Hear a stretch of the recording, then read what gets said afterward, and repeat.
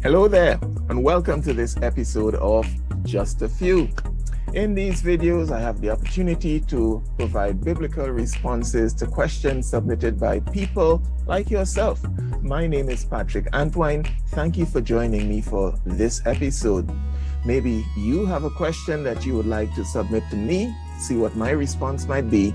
Please feel free to submit your question via email at the email address on the screen now, and I'll try to provide you with a response as soon as I can. Let's go to today's question. In fact, my response today is going to be a partial response because the question came in such a way that, first I have to paraphrase the question because the question has several parts that need separate responses. So I'll try to respond to the first part of the question in this video, and there'll be a separate video for the other part of the question. So here's the rephrased version of this part of the question. What are the differences among the terms pastor, bishop, and elder? So the question has to do with the local church and government of the local church assemblies, because these are terms or titles that are used for the leaders of local churches. So let me jump into my response. The first term there, pastor, we will only find it once in most English versions of the Bible, because the Greek term in the New Testament only occurs, at least in this form, once in the New Testament, and that's in the book of Ephesians chapter 4 verse 11. Let me read that verse, and it's found there.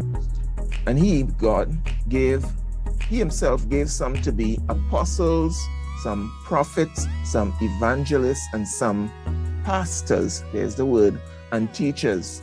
So that's the only time you'll find the word pastors. That doesn't mean it's a bad word because it only occurs once. The frequency that a word appears in the Bible is not justification for whether it's important or not.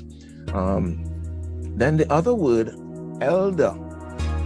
Let's turn to a few verses in Paul's writing now in 1 Timothy, where he uses that word.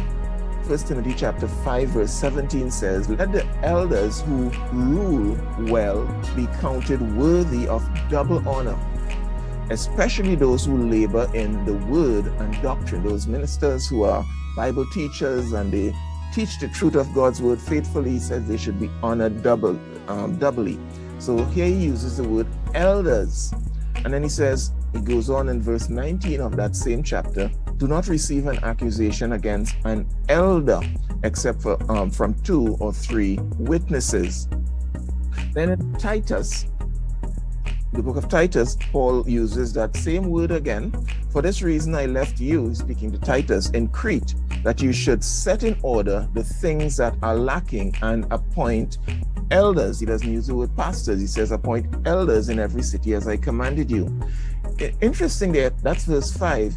If you drop, as he begins to explain the qualifications for elders, we drop down to verse 7, he switches and he calls them bishops. In verse 7 it says, "For a bishop," speaking of the same people he just called in verse 5 elders, he says, "For a bishop must be blameless as a steward of God," and so on, and he goes on to explain the qualifications for those who would be elders or bishops. And so that's the third word right there. So we have pastors, we have elders, and now we have bishop. In 1 Timothy chapter 3 verses 1 to 2, Paul again used the word bishop. 1 Timothy chapter 3 verse 1, "This is a faithful saying, if a man desires the position of a bishop, he desires a good work. A bishop then must be," and then he goes on to talk about being blameless and husband of one wife and so on.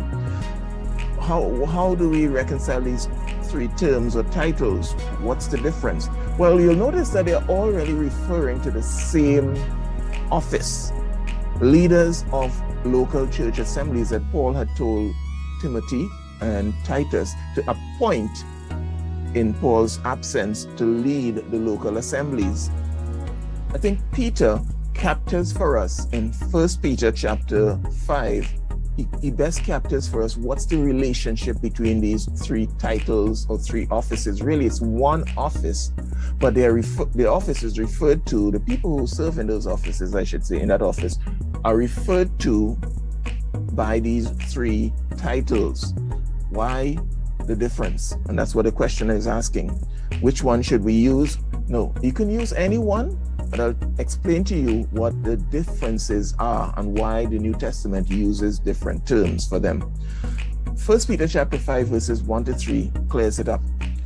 The elders who are among you, Peter starts by using the term elders.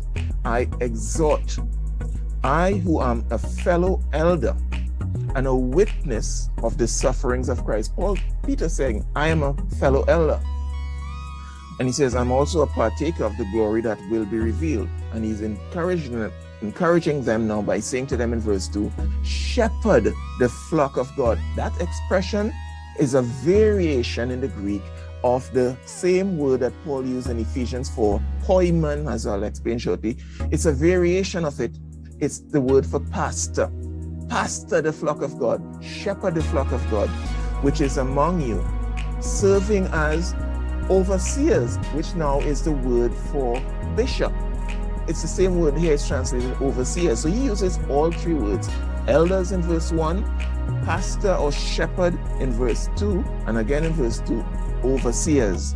And he tells them how to lead, not by compulsion, but willingly, not for dishonest gain, but eagerly, not as being lords over those entrusted to you, but being examples to the flock. So Peter tells us exactly how to lead in the local churches. So let me share a couple things with you about the different words. In the Greek language, the word for elder is the word presbyteros. And you may hear that word and say, it sounds like an English word. Yeah, presbyterian. They are a denomination that follow this format of using the word elder for their leaders. And it means individuals who are advanced in years and wisdom and maturity and who have been tested and proven worthy to serve in that office. So it's very rare in the New Testament you'll find someone in their teens or even their 20s serving in that office of leading a congregation. Despite what people may say, well, Paul tells Timothy, let no one despise your youth. When you read the epistle of Paul to Philemon, Paul calls himself Paul the aged or aged. Paul is very much advanced in age when he wrote that, and it is believed by some scholars, reputable Bible scholars, that Timothy would have been probably in his 40s, and that's why Paul tells him, don't let anyone despise your youth. So elders were normally appointed, not, as Paul would say, let me drop down to a couple of scriptures I have here. When he told Timothy about the qualifications for elders or bishops, in 1 Timothy 3:6, he says the person must not be a novice, a recent convert, a young person. Why? Lest being puffed up with pride, he fall into the same condemnation as the devil.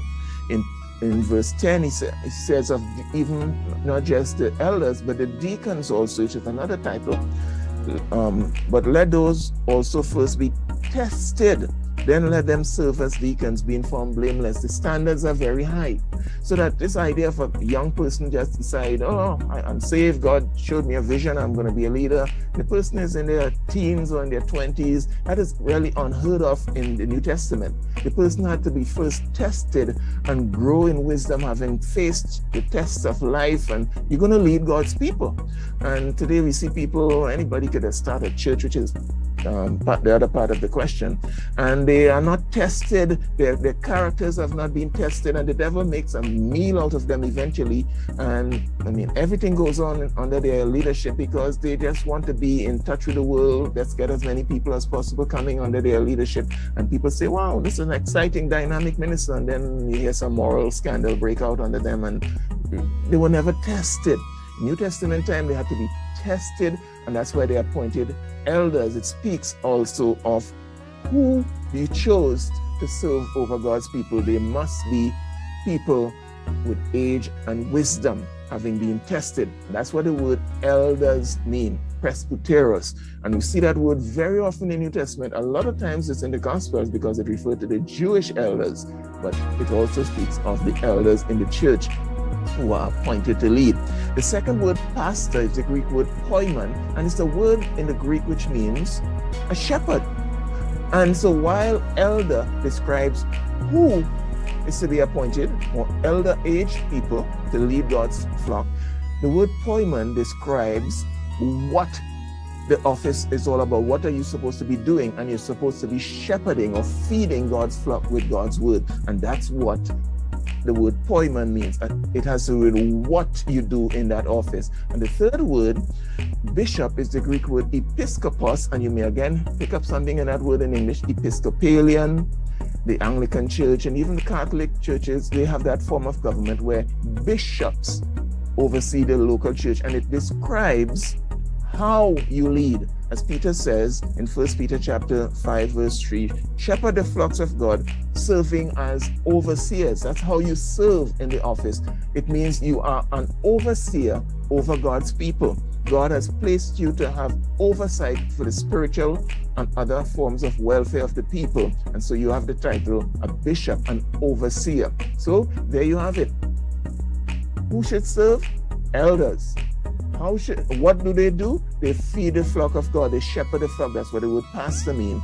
And how should they do it? They should do it as overseers, shepherding and guiding God's people spiritually. In closing, one title that you don't see mentioned in the Bible is the term, for those who lead the flock, is Reverend. And you say, well, so many people are called Reverend. Where does that title come from? Well, that title, the only time that word is used in the Bible is found in the King James Version alone in Psalm 111. Let me just read that verse for you. Psalm 111 verse 9 says, He, God, sent redemption unto his people. He had commanded his covenant forever. Holy and reverent is his name. And the word reverend means awesome, fearsome, worthy of being venerated. Only God is reverent. And that's one title I've told people for many years. I never want to be taking that title. Don't call me reverend. You call me elder, pastor, bishop. Reverend is reserved for God in the King James Version of the Bible, or in the Bible, and it means worthy of veneration. If you're calling yourself reverend, you need to ask yourself, do I really measure up to that standard? God alone is reverend.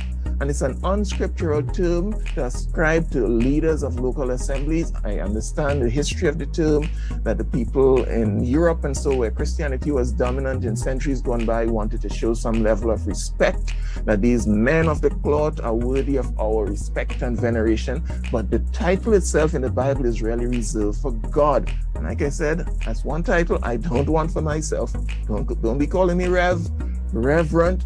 That's God's name alone is reverend. So the other part of the question has to do with, can anybody else take up that title for themselves and start a church? Well, the answer is no and yes. Well, look out for that next video that I'll do separately to address that issue about the qualifications of those who serve in this office. My name is Patrick Antoine. Had to take that time to explain those three terms for you. God bless you richly. Thank you for the question.